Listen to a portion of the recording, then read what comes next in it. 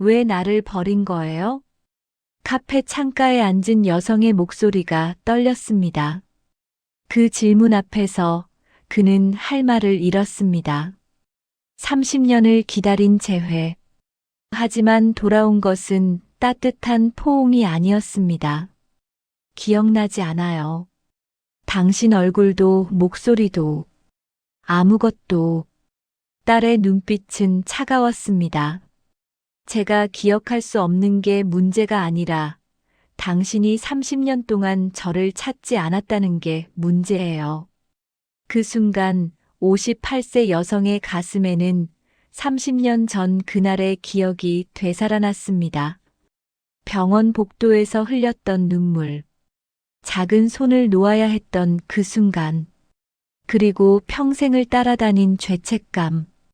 당신이 저를 버렸기 때문에 전 평생 버려질까봐 두려워하며 살았어요.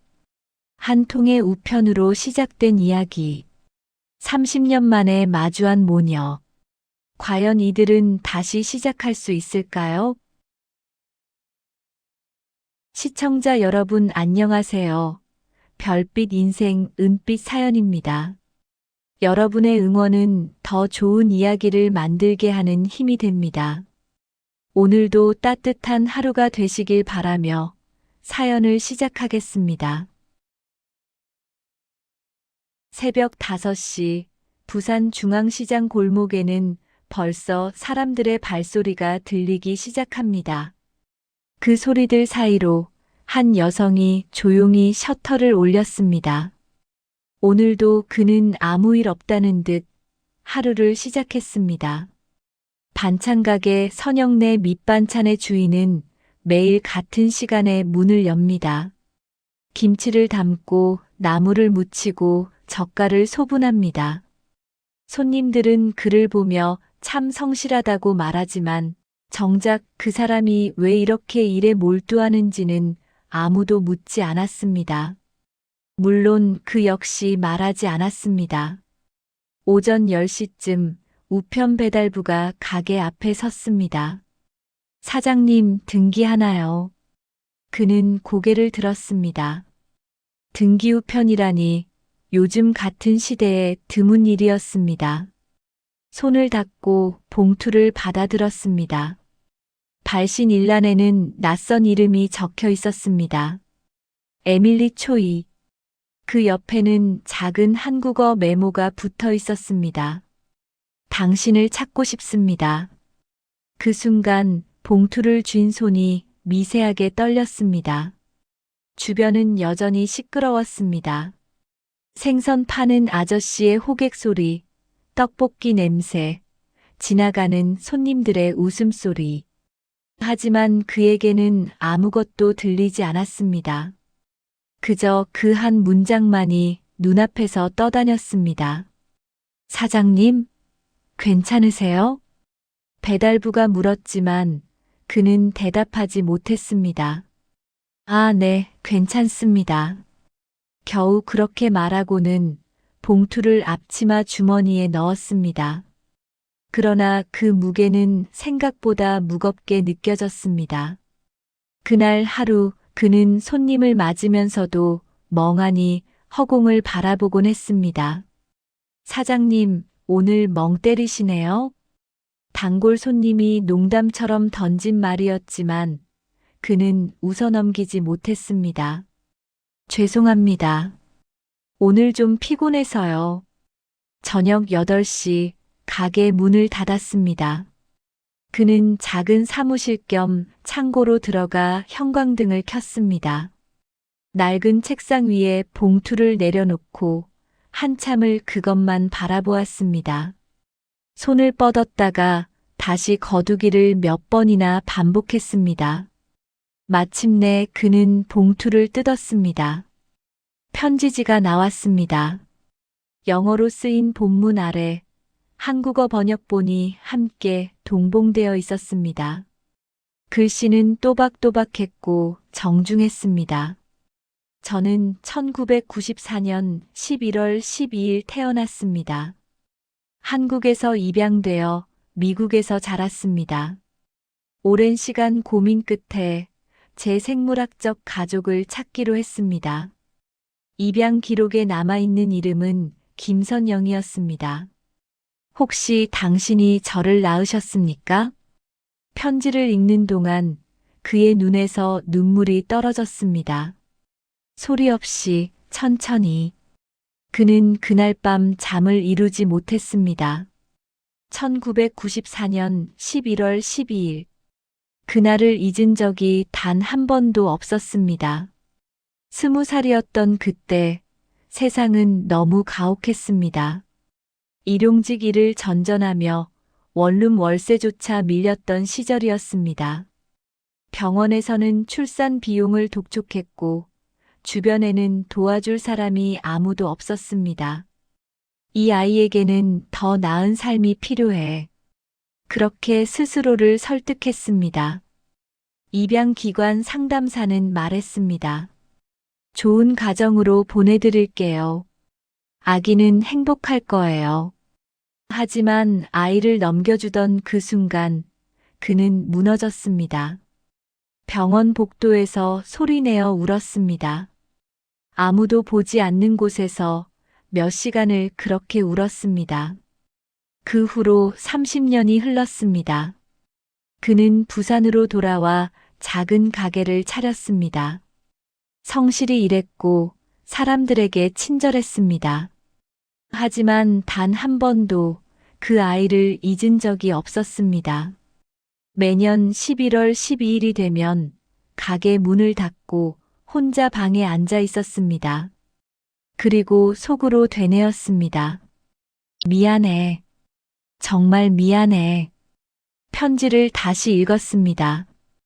혹시 당신이 저를 낳으셨습니까? 그 질문 앞에서 그는 답해야 할 의무를 느꼈습니다. 하지만 두려움이 먼저 밀려왔습니다.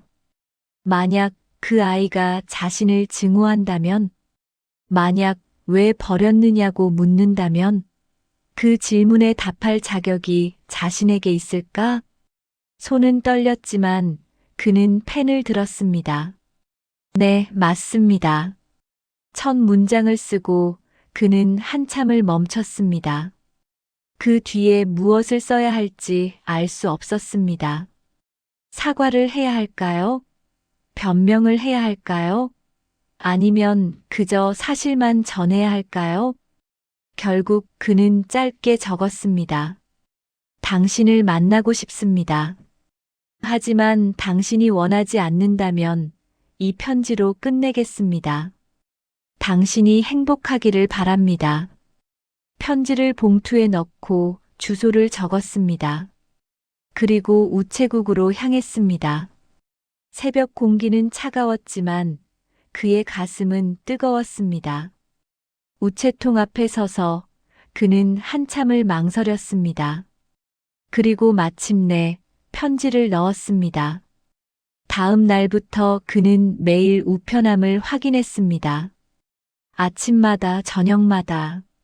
하지만 답장은 오지 않았습니다. 일주일이 지나고 열흘이 지났습니다.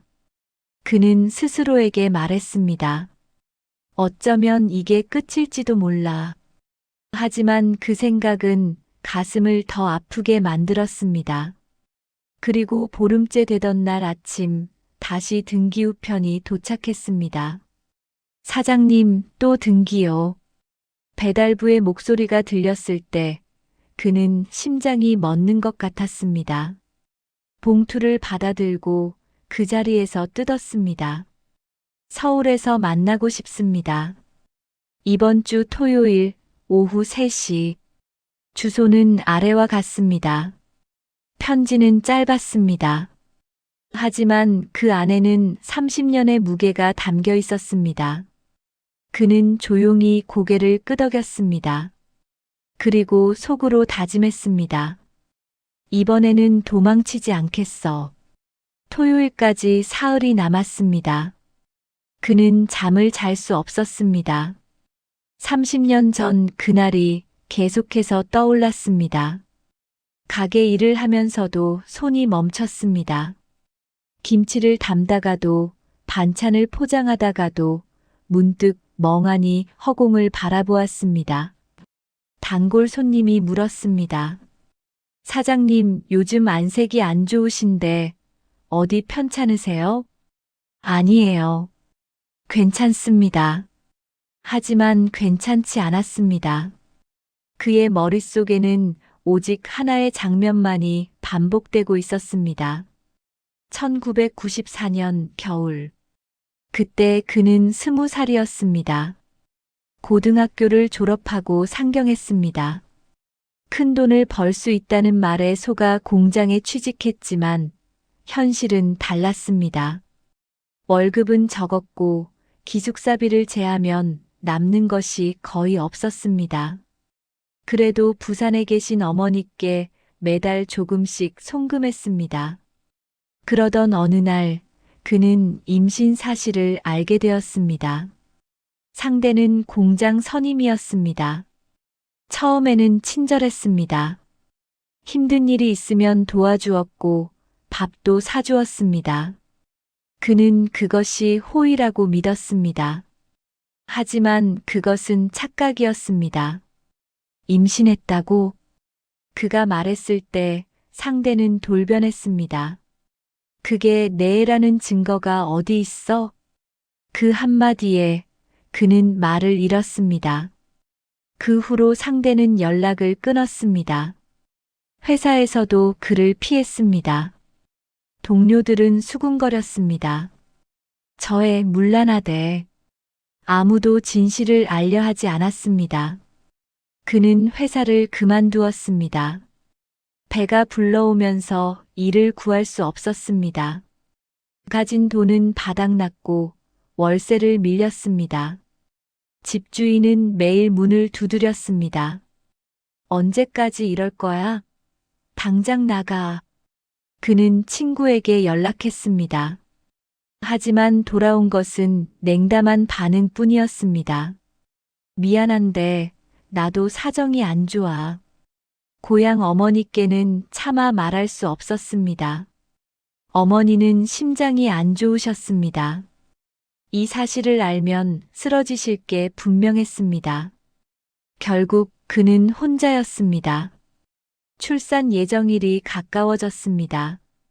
병원에 갔을 때 의사는 말했습니다. 출산 비용은 준비되셨나요? 조금만 기다려주시면 안 될까요? 여기는 자선단체가 아닙니다. 그날 밤 그는 작은 고시원 방에 앉아 울었습니다. 소리를 죽이며 베개에 얼굴을 묻고 울었습니다. 뱃속의 아이가 움직였습니다. 작은 발길질이 느껴졌습니다. 미안해, 정말 미안해. 그는 배를 쓰다듬으며 속삭였습니다. 하지만 사과만으로는 아무것도 해결되지 않았습니다. 다음 날 그는 입양기관을 찾았습니다. 상담사는 친절했습니다. 어려운 결정이시겠지만 아기를 위한 선택이에요. 서류를 작성하면서 그의 손은 계속 떨렸습니다. 펜을 쥐고 있는 것조차 힘들었습니다. 이 아이는 좋은 가정으로 갈 거예요. 사랑받으며 자랄 거예요. 상담사의 말은 위로가 되어야 했지만 그에게는 비수처럼 꽂혔습니다. 제가 엄마 자격이 없는 건가요? 그런 게 아니에요. 지금의 상황이 어려운 거죠. 하지만 그는 알았습니다. 자신이 엄마로서 실패했다는 것을. 11월 12일 아이가 태어났습니다. 작은 울음소리가 들렸습니다. 간호사가 아이를 안겨주었습니다. 딸이에요. 건강합니다. 그는 아이를 내려다보았습니다. 작은 손, 작은 발, 감긴 눈. 세상 무엇보다 소중한 존재였습니다. 그는 아이의 이마에 입을 맞추었습니다. 지훈아, 미안해. 그 이름은 그가 유일하게 줄 수 있는 것이었습니다. 사흘 후 입양기관 직원이 왔습니다. 준비되셨나요? 그는 고개를 끄덕였습니다. 하지만 준비될 리 없었습니다. 아이를 안고 있던 팔에서 힘이 빠졌습니다. 직원이 아이를 받아갔습니다. 잘 키울게요. 걱정 마세요. 그 말을 듣고 그는 무너졌습니다. 복도 끝에서 그는 주저앉아 울었습니다.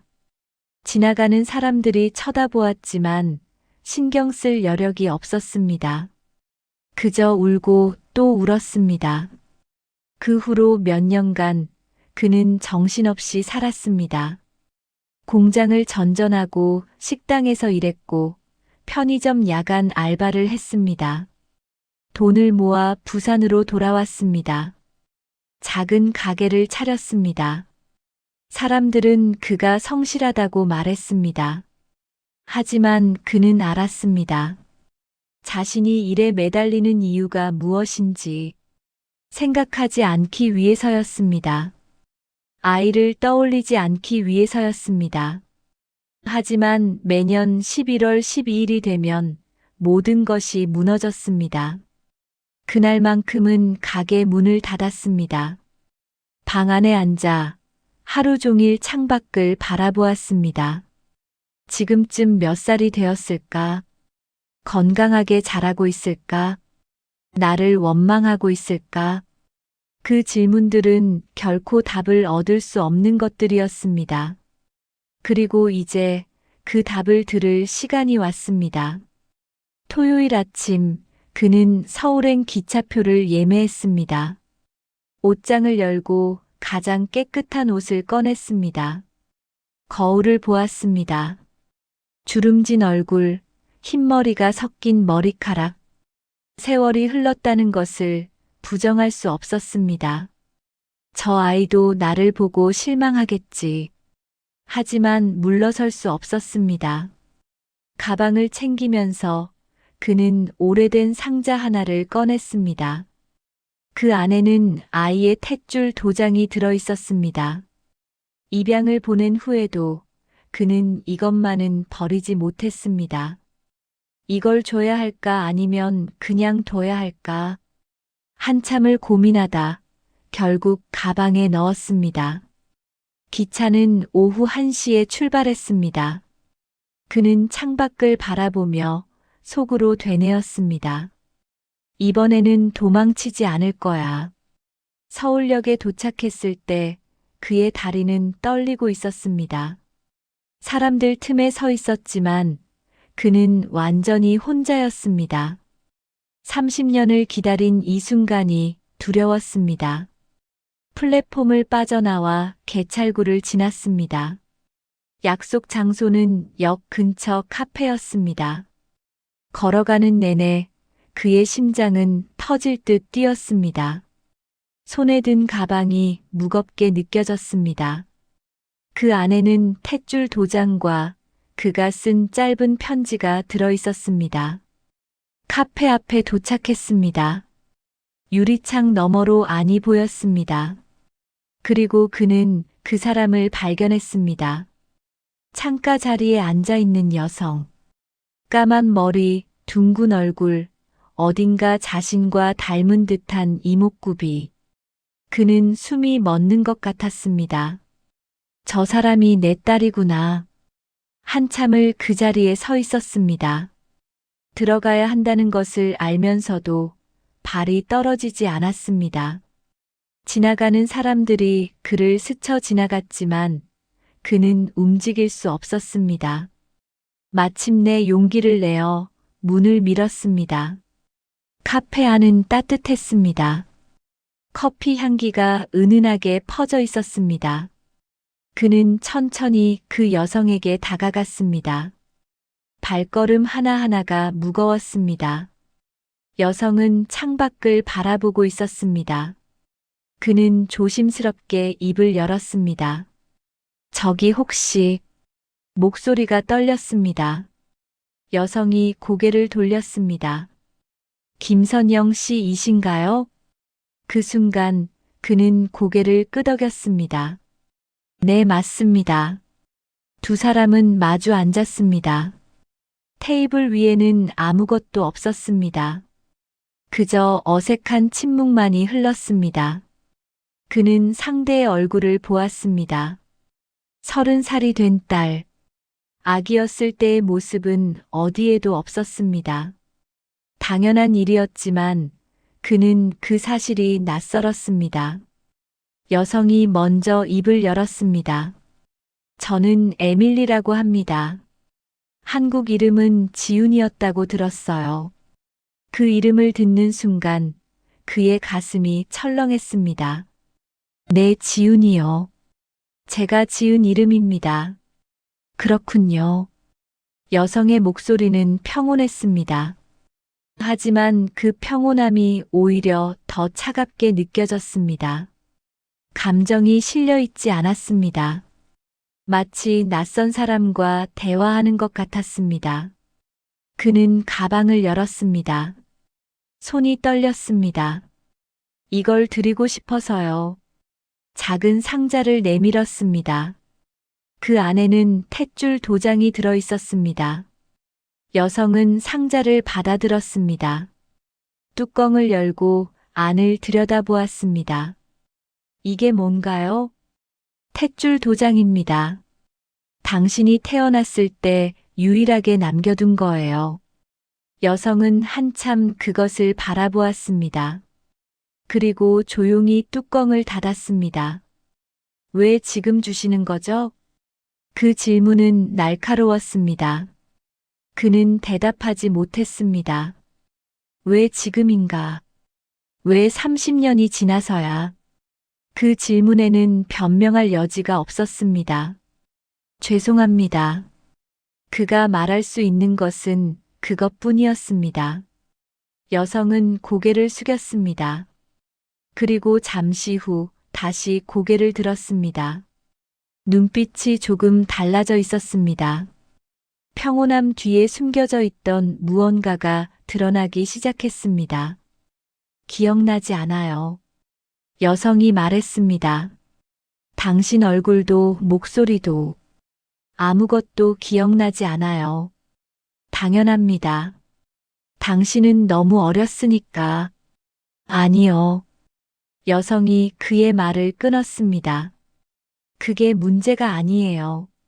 제가 기억할 수 없는 게 문제가 아니라 당신이 30년 동안 저를 찾지 않았다는 게 문제예요. 그 말에 그는 할 말을 잃었습니다. 여성은 가방에서 서류 뭉치를 꺼냈습니다. 저는 25살 때 입양 기록을 열람했어요. 거기에 당신 이름이 있었어요. 주소도 연락처도 다 있었어요. 그는 눈을 크게 떴습니다. 그런데 왜? 제가 먼저 연락해야 했나요? 여성의 목소리에 감정이 실리기 시작했습니다. 버린 건 당신이잖아요. 그런데 왜 제가 먼저 찾아가야 했나요? 그 순간 그는 아무 말도 할 수 없었습니다. 여성의 말이 맞았습니다. 그는 30년 동안 단 한 번도 딸을 찾으려 하지 않았습니다. 아니, 찾을 용기가 없었습니다. 죄송합니다. 정말 죄송합니다. 사과는 이제 필요 없어요. 여성은 서류를 다시 가방에 넣었습니다. 저는 그냥 이유가 궁금했어요.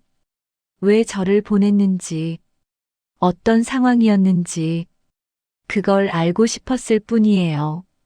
그는 천천히 입을 열었습니다. 저는 그때 20살이었습니다. 목소리가 갈라졌습니다. 돈이 없었어요. 일자리도 없었고 도와줄 사람도 없었어요. 병원비조차 낼 수 없었습니다. 당신을 키울 수 있는 환경이 아니었어요. 여성은 그를 바라보았습니다. 표정이 조금 풀린 것 같았습니다. 하지만 완전히 누그러지지는 않았습니다. 그래서 저를 보낸 거군요. 네, 그게 당신에게 더 나은 선택이라고 생각했습니다. 저한테 더 나은 선택? 여성의 목소리가 높아졌습니다. 전 미국에서 자랐어요. 좋은 부모님을 만났고 대학도 나왔어요. 그건 맞아요. 하지만 전 제 뿌리를 몰랐어요.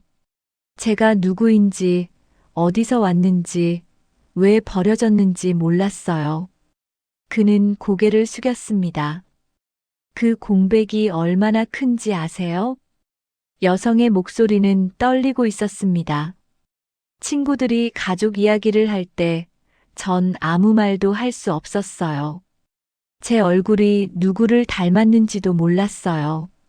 생일이 진짜 제 생일인지도 확신할 수 없었어요. 그는 눈물을 참으려 했습니다. 하지만 눈물이 흘러내렸습니다. 미안합니다. 정말 미안합니다. 사과만으로는 부족해요. 여성이 자리에서 일어났습니다. 저는 이제 가봐야 할 것 같아요. 잠깐만요, 지훈 씨. 그가 손을 뻗었지만 여성은 한 걸음 물러섰습니다. 에밀리예요. 제 이름은 에밀리예요. 그 말에 그는 손을 내렸습니다. 여성은 가방을 들고 카페 문을 향해 걸어갔습니다. 그는 그 뒷모습을 바라보았습니다. 문이 열리고 여성이 밖으로 나갔습니다. 그는 그 자리에 그대로 앉아 있었습니다. 테이블 위에는 탯줄 도장이 놓여 있었습니다. 여성은 그것을 가져가지 않았습니다. 그는 그것을 집어들고 한참을 바라보았습니다. 그리고 조용히 울었습니다. 카페를 나왔을 때 하늘은 어두워져 있었습니다. 그는 거리를 걸었습니다. 어디로 가는지도 모른 채 그냥 걸었습니다. 사람들이 지나갔습니다. 불빛이 반짝였습니다. 하지만 그에게는 아무것도 보이지 않았습니다. 내가 잘못했어. 처음부터 잘못했어. 그 생각이 머릿속을 가득 채웠습니다. 하지만 그는 알았습니다. 이대로 끝낼 수는 없다는 것을. 30년을 기다렸습니다. 그리고 이제 겨우 만났습니다. 이대로 포기할 수는 없었습니다. 그는 주머니에서 휴대폰을 꺼냈습니다. 여성이 남긴 연락처가 저장되어 있었습니다. 손가락을 화면 위에 올렸습니다. 그리고 메시지를 입력했습니다. 한 번만 더 만나주세요. 제대로 이야기하고 싶습니다. 전송 버튼을 눌렀습니다. 답장은 오지 않았습니다. 하지만 그는 기다리기로 했습니다. 사흘이 지나도 답장은 오지 않았습니다. 그는 매일 휴대폰을 확인했습니다. 하지만 화면에는 아무것도 뜨지 않았습니다. 부산으로 돌아온 그는 가게를 열었습니다. 손님들은 여전히 찾아왔고 그는 여전히 미소 지으며 반찬을 팔았습니다. 하지만 밤이 되면 그는 혼자 앉아 휴대폰을 들여다보았습니다. 이대로 끝인 걸까? 그 생각이 머릿속을 떠나지 않았습니다. 일주일째 되던 날 새벽 3시에 휴대폰이 울렸습니다. 그는 잠에서 깼습니다. 화면을 보았습니다. 메시지였습니다. 다음 주 수요일 같은 카페에서 만나요. 그 짧은 문장을 보는 순간 그의 가슴이 뛰었습니다. 다시 서울로 향했습니다. 이번에는 기차 안에서 계속 생각했습니다. 무슨 말을 해야 할지, 어떻게 설명해야 할지. 메모지를 꺼내 적어보기도 했지만 마땅한 말이 떠오르지 않았습니다. 카페에 도착했을 때 여성은 이미 앉아 있었습니다. 지난번과 같은 자리였습니다. 하지만 분위기는 달랐습니다. 여성의 표정은 더 굳어 있었고 눈빛은 더 차가웠습니다. 그는 조심스럽게 다가가 앉았습니다. 와주셔서 감사합니다. 여성은 고개를 끄덕였습니다. 하지만 말은 하지 않았습니다. 침묵이 흘렀습니다. 그는 먼저 입을 열었습니다. 지난번에 제대로 설명하지 못했습니다. 오늘은 솔직하게 말씀드리고 싶어요. 여성이 그를 바라보았습니다. 듣고 있어요. 그는 천천히 이야기하기 시작했습니다. 20살 때의 상황을, 공장에서 일하던 날들을, 임신, 사실을 알았을 때의 두려움을, 아무에게도 도움받지 못했던 외로움을, 그리고 출산 후 아이를 넘겨줘야 했던 그 순간을, 병원 복도에서 몇 시간을 울었습니다. 당신을 보내고 나서 저는 더 이상 사람이 아닌 것 같았어요. 목소리가 떨렸습니다. 하지만 그게 변명이 될 수는 없죠. 제가 당신을 지키지 못한 건 사실이니까요. 여성은 가만히 듣고 있었습니다. 표정은 여전히 굳어 있었지만 눈빛이 조금 흔들렸습니다. 30년 동안 왜 저를 찾지 않으셨어요? 여성이 물었습니다. 그는 고개를 숙였습니다.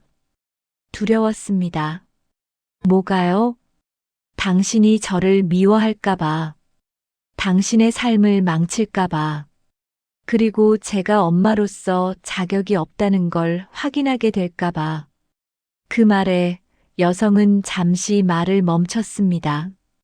여성이 가방에서 사진 한 장을 꺼냈습니다. 이거 보세요. 그는 사진을 받아들었습니다. 어린 여자아이가 웃고 있는 사진이었습니다. 서너 살쯤 되어 보였습니다. 이게 저예요. 양부모님 집에서 찍은 거예요. 그는 사진을 물끄러미 바라보았습니다. 양부모님은 좋으신 분들이었어요. 저를 사랑해 주셨고 아낌없이 키워주셨어요. 여성의 목소리는 평온했습니다. 하지만 전 항상 제가 다르다는 걸 느꼈어요. 가족 사진을 찍을 때마다, 학교에서 가족 나무를 그릴 때마다 전 어디에도 속하지 못한 것 같았어요. 그는 사진을 내려놓았습니다. 10살 때 친구가 물었어요. 너 진짜 엄마는 어디 있어? 전 대답하지 못했어요. 그날 밤 양부모님께 물어봤어요. 제 진짜 엄마는 왜 저를 버렸어요? 여성의 목소리가 갈라졌습니다. 양어머니가 울면서 말씀하셨어요. 내 엄마는 널 사랑했단다. 그래서 보낸 거야. 하지만 전 이해할 수 없었어요. 사랑한다면서 왜 버리나요? 그 질문 앞에서 그는 할 말을 잃었습니다. 여성은 계속 말했습니다. 20살 때 대학에서 심리학 수업을 들었어요. 그때 애착 이론이라는 걸 배웠어요. 어릴 때 부모와의 관계가 평생을 좌우한다는 거요. 그는 그 말을 조용히 들었습니다. 그 수업을 듣고 전 깨달았어요. 제가 왜 사람들과 가까워지는 게 힘든지, 왜 누군가를 온전히 믿지 못하는지, 그게 다 당신 때문이었어요. 여성의 눈에 눈물이 맺혔습니다. 당신이 저를 버렸기 때문에 전 평생 버려질까봐 두려워하며 살았어요. 그 순간 그는 눈물을 참을 수 없었습니다. 죄송합니다. 정말 죄송합니다. 사과로는 부족해요. 여성이 말했습니다. 전 30년을 혼자 견뎠어요. 당신은 저를 보내고 어떻게 살았나요? 그는 고개를 들었습니다. 저도 혼자였습니다. 목소리가 떨렸습니다. 매년 11월 12일이 되면 가게 문을 닫았어요. 방 안에 혼자 앉아서 당신 생각만 했어요. 건강한지 행복한지 저를 원망하는지. 여성은 그를 바라보았습니다. 일에 매달렸어요. 생각하지 않으려고요. 하지만 밤이 되면 항상 당신 얼굴이 떠올랐어요. 갓난아기였던 당신의 작은 손이, 감겼던 눈이, 그 모든 게 생생했어요. 그는 손수건으로 눈물을 닦았습니다. 저는 엄마가 될 자격이 없었어요. 하지만 단 하루도 당신을 잊은 적은 없습니다. 여성은 고개를 돌렸습니다. 창밖을 바라보았습니다. 한참 후에 작은 목소리로 말했습니다. 저도 당신을 잊지 못했어요. 두 사람은 한동안 말이 없었습니다. 카페 안은 조용했습니다. 다른 손님들의 대화 소리, 커피 머신 소리만이 들렸습니다. 여성이 먼저 자리에서 일어났습니다. 오늘은 이만 가볼게요. 그는 고개를 들었습니다. 또 만날 수 있을까요? 여성은 잠시 망설였습니다. 그리고 작게 고개를 끄덕였습니다. 생각해 볼게요. 그 말을 남기고 여성은 카페를 나갔습니다. 그는 그 자리에 그대로 앉아 있었습니다. 테이블 위에는 사진이 놓여 있었습니다. 여성이 두고 간 것이었습니다. 그는 사진을 집어들었습니다. 어린 딸의 미소를 바라보았습니다. 이 아이가 30년을 이렇게 살았구나. 그 생각이 가슴을 찢었습니다. 부산으로 돌아가는 기차 안에서 그는 창밖을 바라보았습니다. 어둠 속을 달리는 기차, 지나가는 불빛들. 그는 알았습니다. 이 관계가 쉽게 회복되지 않을 거라는 것을. 30년의 상처는 몇 번의 만남으로 치유되지 않는다는 것을. 하지만 그는 포기하지 않기로 했습니다. 휴대폰을 꺼내 메시지를 입력했습니다. 오늘 이야기해줘서 고마워요. 당신이 겪은 고통을 이제야 알게 되었어요. 천천히 가도 괜찮아요. 제가 기다릴게요. 전송 버튼을 눌렀습니다. 답장은 바로 오지 않았습니다. 하지만 이번에는 그는 조금 더 편안하게 기다릴 수 있었습니다. 창밖 어둠 속에서 작은 불빛 하나가 반짝였습니다. 그는 그 불빛을 보며 속으로 다짐했습니다. 이번에는 끝까지 함께 할 거야. 두 달이 흘렀습니다. 그 사이 계절이 바뀌었습니다. 부산시장 골목에는 봄바람이 불기 시작했습니다. 그는 여전히 새벽 5시에 가게 문을 열었습니다. 반찬을 담고 손님을 맞고 저녁이 되면 문을 닫았습니다. 하지만 예전과는 조금 달라진 게 있었습니다. 휴대폰을 확인하는 횟수가 줄었습니다. 초조함 대신 기다림이 자리 잡았습니다. 딸과는 가끔 메시지를 주고받았습니다. 오늘 날씨가 좋네요. 네, 부산도 화창합니다. 짧은 대화였지만 그것만으로도 충분했습니다. 서로의 존재를 확인하는 것. 그것이 지금 두 사람 사이에 필요한 전부였습니다. 어느 날 저녁 휴대폰이 울렸습니다. 이번 주말 부산에 가도 될까요? 그 메시지를 본 순간 그의 손이 떨렸습니다. 주말 오후 부산역 앞에서 만났습니다. 딸은 가벼운 옷차림으로 나타났습니다. 머리를 묶고 작은 배낭을 메고 있었습니다. 표정은 여전히 조심스러웠지만 예전처럼 차갑지는 않았습니다. 오셨군요. 그가 말했습니다. 네. 부산은 처음이에요. 그러시구나. 시장 구경 좀 하실래요? 딸은 고개를 끄덕였습니다. 두 사람은 나란히 걸었습니다. 어색한 침묵이 흘렀지만 불편하지는 않았습니다. 시장 골목을 지나며 그는 조심스럽게 설명했습니다. 저기가 생선 파는 곳이고요. 저쪽은 떡집이에요. 저는 주로 이 골목에서 장을 봅니다. 딸은 주변을 둘러보았습니다. 좁은 골목, 오래된 간판들, 큰 소리로 호객하는 상인들. 낯선 풍경이었지만 어딘가 정겨웠습니다. 여기서 오래 사셨어요?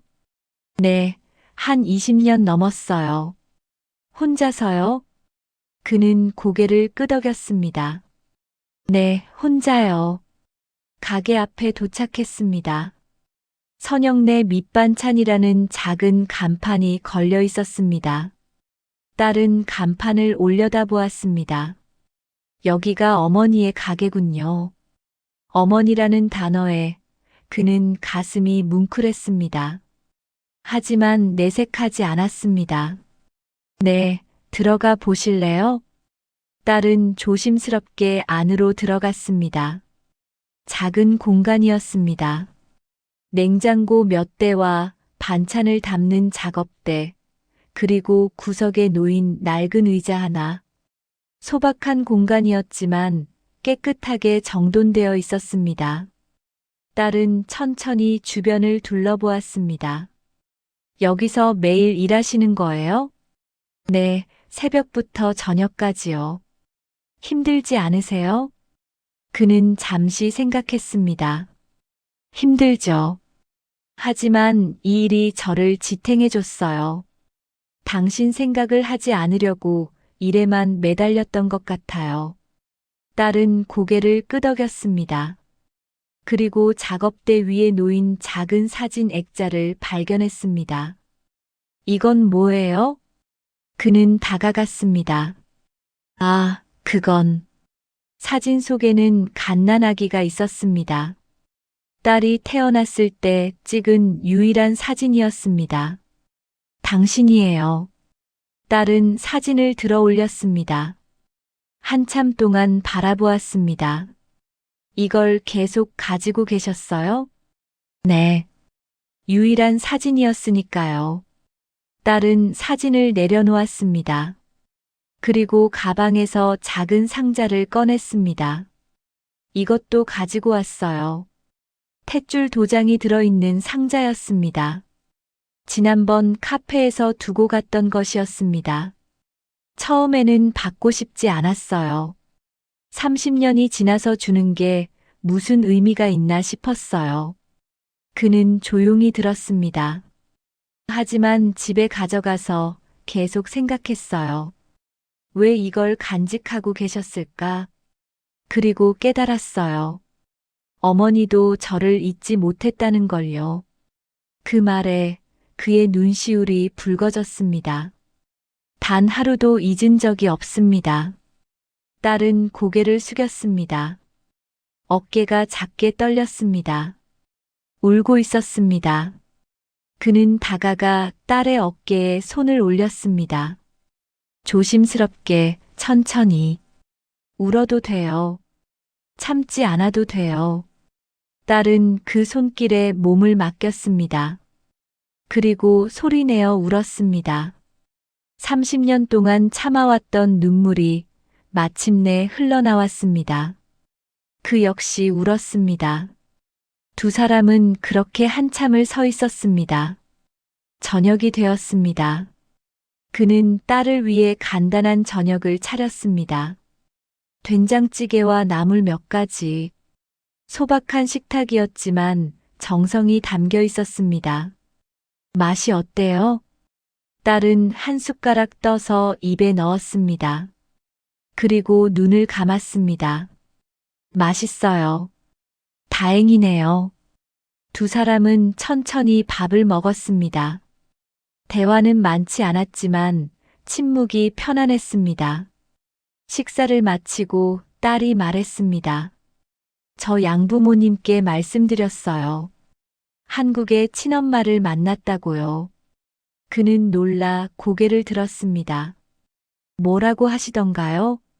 축하한다고 하셨어요. 그리고 감사하다고요. 저를 낳아주셔서 이 세상에 있게 해주셔서요. 그 말에 그는 눈물을 흘렸습니다. 좋으신 분들이네요. 네, 정말 좋은 분들이에요. 저는 두 엄마를 가진 셈이에요. 딸이 미소 지었습니다. 처음으로 보는 따뜻한 미소였습니다. 다음 날 아침 딸은 부산역으로 향했습니다. 그는 배웅을 나갔습니다. 플랫폼에 서서 두 사람은 마주 보았습니다. 다음에 또 올게요. 딸이 말했습니다. 언제든 환영이에요. 엄마라고 불러도 될까요? 그 질문에 그는 잠시 말을 잃었습니다. 그리고 천천히 고개를 끄덕였습니다. 그러고 싶다면요. 딸은 한 걸음 다가와 그를 안았습니다. 서툴지만 진심 어린 포옹이었습니다. 그 역시 딸을 안았습니다. 30년 만에 처음으로 제대로 안아보는 것이었습니다. 기차가 들어왔습니다. 딸은 손을 흔들며 기차에 올랐습니다. 창가에 앉아 다시 한번 손을 흔들었습니다. 기차가 출발했습니다. 그는 기차가 보이지 않을 때까지 그 자리에 서 있었습니다. 돌아오는 길, 그는 시장 골목을 걸었습니다. 햇살이 따스했습니다. 봄바람이 불었습니다. 사람들은 분주히 오갔고 가게마다 손님들로 붐볐습니다. 평범한 하루였습니다. 하지만 그에게는 특별한 하루였습니다. 가게 앞에 도착해 셔터를 올렸습니다. 작업대 위에는 딸이 두고 간 메모가 있었습니다. 다음 주에 또 올게요. 그때는 제가 요리 한번 해드릴게요. 지운 올림. 그는 그 메모를 가슴에 품었습니다. 30년을 잃었습니다. 하지만 앞으로의 시간은 남아 있었습니다. 딸과 함께 만들어갈 새로운 시간들. 그것으로 충분했습니다. 그는 반찬을 담기 시작했습니다. 손놀림이 전보다 가벼웠습니다. 입가에는 작은 미소가 번졌습니다. 오늘도 좋은 하루가 될 거야. 그렇게 속삭이며 하루를 시작했습니다. 삶에는 때때로 돌이킬 수 없는 선택들이 있습니다. 하지만 그 선택이 끝이 아니라는 것을 이 이야기는 말해줍니다. 30년이 지나도 다시 시작할 수 있습니다. 용기를 내어 마주한다면 상처도 조금씩 아물 수 있습니다. 완벽한 화해가 아니어도 괜찮습니다. 그저 함께 걸어가는 것만으로도 충분합니다. 당신의 인생에도 다시 시작할 수 있는 순간이 있습니다. 포기하지 마세요. 그 작은 용기가 모든 것을 바꿀 수 있습니다. 별빛 인생 은빛 사연 시청자 여러분, 오늘 이야기 어떠셨나요? 여러분의 구독과 좋아요, 그 마음 하나가 제게는 정말 큰 응원이 됩니다.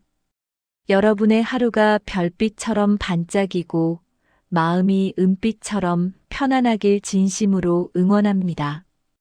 항상 함께 해주셔서 감사합니다. 그리고 진심으로 사랑합니다.